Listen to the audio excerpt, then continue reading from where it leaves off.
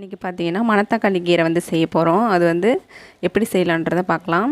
பாருங்கள், கடாய் வந்து சூடாயிருச்சு. நான் வந்து ஒரு கட்டு மணத்தக்காளி கீரையை வந்து நல்லா கழுவி கட் பண்ணி அலசி எடுத்து வச்சுருக்கேங்க. இப்போ இது சேர்த்துக்கிட்டேன். பார்த்திங்கன்னா இது நல்லா ஒரு கட்டு கீரை தாங்க கடாயில் சேர்த்துட்டேன். இப்போ பார்த்திங்கன்னா இது வந்து நாம் கொஞ்சம் கொஞ்சமாக கிளறி விடணும்.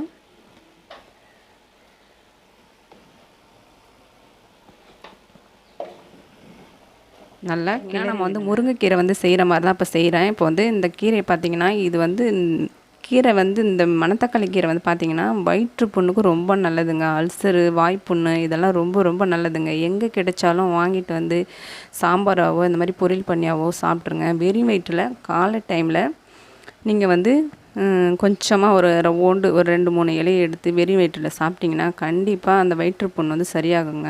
அந்த அளவுக்கு பவர்ஃபுல்லான இந்த கீரை வந்துட்டு இந்த அளவுக்கு தண்ணி விட்டுருக்கு. இது நல்லா சுண்டி நல்லா தண்ணி இல்லாத அளவுக்கு நம்ம வந்து இது எடுத்து அதுக்கப்புறம் தான் நம்ம வந்து தாளிக்க போகிறோம். அப்புறம் இந்த காயை கூட கீழே போட்டுறாதீங்க, அந்த காயும் சேர்த்து போடுங்க. இதில் பழம் இருக்கும், அந்த பழத்தை கூட நம்ம காலை டைமில் சாப்பிட்டோம்னா நல்லது. பார்த்திங்கன்னா அங்கே பாருங்கள், தண்ணி வந்து நல்லா வத்திருச்சு, கீரையும் நல்லா வெந்துருச்சு. பார்த்திங்கன்னா நம்ம வந்து பவுலுக்கு மாற்றிக்கிடலாம். 3 ஸ்பூன் அளவில் நான் வந்து எண்ணெய் சேர்த்துக்கிறேங்க.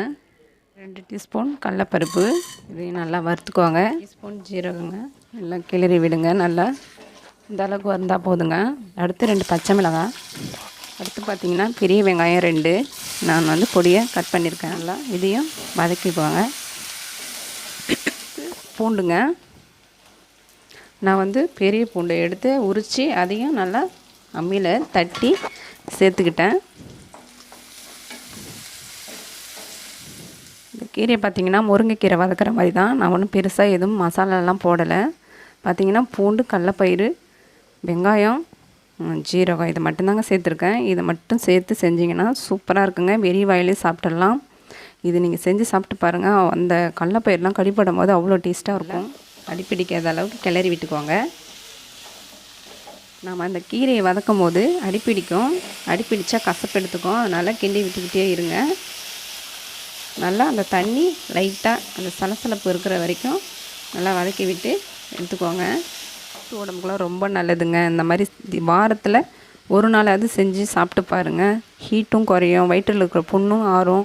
வாய்ப்புண்ணு இருந்தால் வாய்ப்புண்ணும் ஆறும். குழந்தைங்களுக்கு வாயில் ஏதாவது ஹீட்னால் புண்ணு வந்துருச்சு அப்படின்னாக்கா இந்த கீரையை எடுத்து அதை பிழிஞ்சு அந்த சாறு எடுத்து வாயில் விட்டோம்னா அந்த ஒரு நாள்லேயே அந்த வாய் வந்து அதிலிருந்து அந்த காயமெல்லாம் பட்டை விட்டுருங்க. சூப்பராக இருக்கும். நீங்களும் ட்ரை பண்ணிடுச்சிங்க. நம்ம வந்து கேஸ் தக்காளி கீரை பொரியல் ரெடிங்க. பாருங்கள், நல்லா சுட சுட ஆவி பறக்க மணத்தக்காளி கீரை பொரியலுங்க. இந்த வீடியோ பாருங்கள். இந்த ரெசிபி உங்களுக்கு பிடிச்சிருந்தால் லைக் பண்ணுங்கள், ஷேர் பண்ணுங்கள், மறக்காமல் சப்ஸ்கிரைப் பண்ணுங்கள். என்னோடய வீடியோவை தொடர்ந்து ஃபாலோ பண்ணுங்கள். நன்றி.